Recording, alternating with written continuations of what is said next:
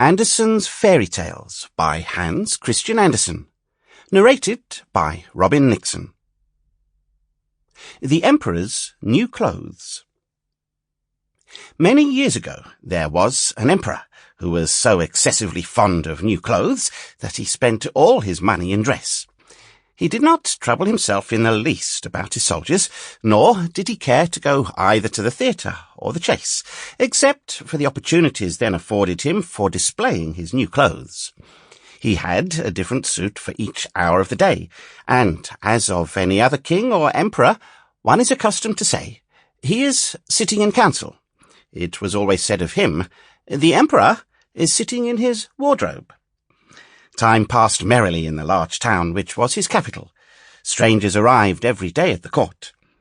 One day, two rogues, calling themselves weavers, made their appearance. They gave out that they knew how to weave stuffs of the most beautiful colours and elaborate patterns, the clothes manufactured from which should have the wonderful property of remaining invisible to everyone who was unfit for the office he held, or who was extraordinarily simple in character.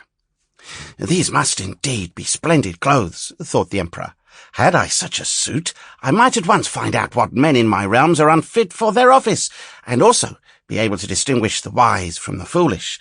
This stuff must be woven for me immediately." And he caused large sums of money to be given to both the weavers in order that they might begin their work directly. So the two pretended weavers set up two looms, and affected to work very busily, though in reality they did nothing at all. They asked for the most delicate silk and the purest gold thread, put both into their knapsacks, and then continued their pretended work at the empty looms until late at night.